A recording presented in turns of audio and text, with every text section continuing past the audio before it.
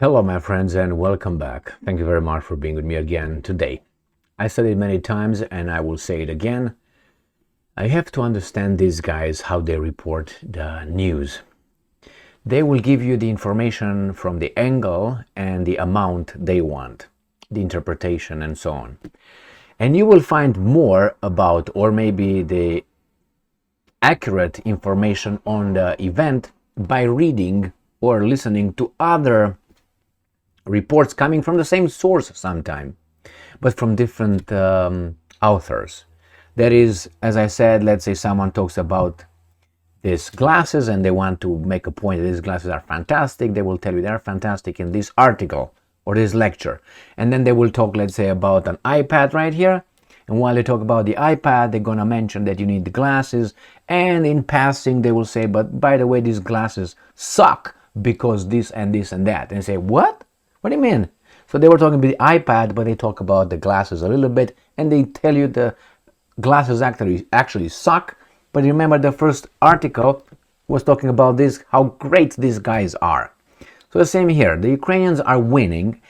They have been not Ukrainians. I'm sorry. NATO has been winning Al Capone in Ukraine, and if you look over the map, nothing really changes.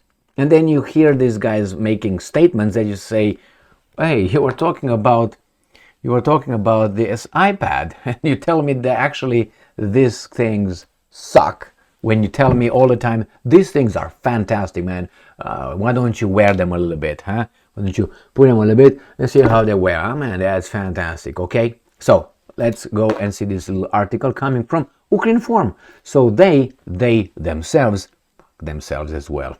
And we have the Ukrainian Prime Minister, Shmyhal, is going to tell us the information. Here you have him. Beautiful. Ukrinform, this lad right here. Prime Minister Ukrainian Shmyhal says, fortifications needed to be built. Oy vey, let me break my whatever. Enhanced across all directions. Why do you build fortifications?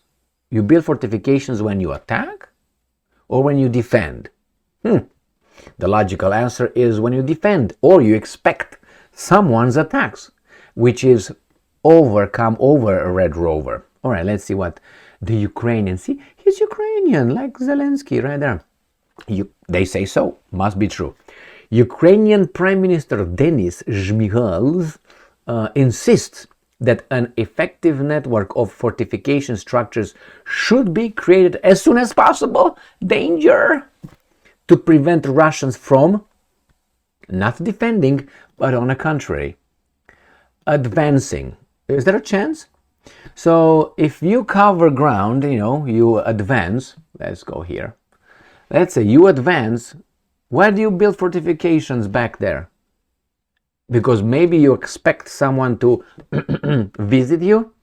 I think so, my friends. I think so. But anyway, the relevant statement was made by, again, second time, Ukrainian Prime Minister Denis Shmyhal, which nothing to contest here. Regional Economic Forum in Kiev, a Ukrainian former correspondent reports, and I'm quoting, we can see how the Russians have entrenched in the Zaporozhye direction over 6 months.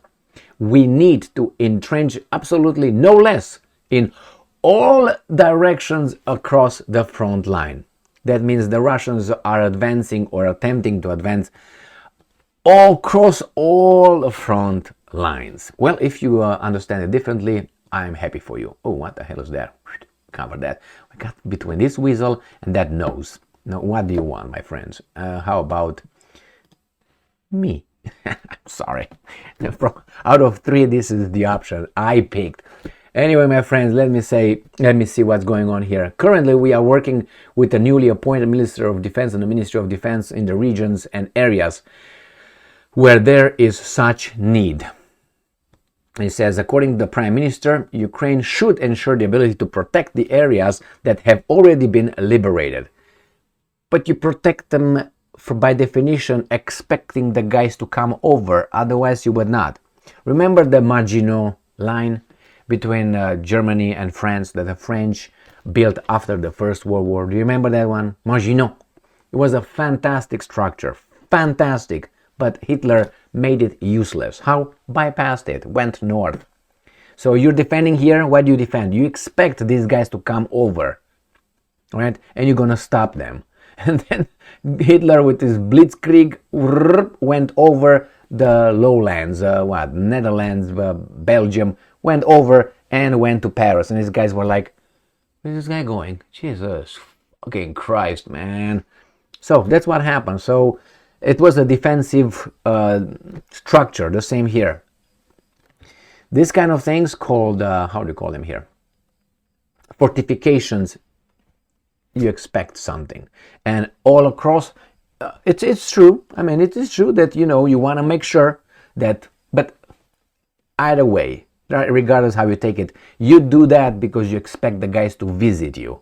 If you know that you're going to push the Russians to Vladivostok in your quest for liberating everybody, then you don't expect them to ever come back.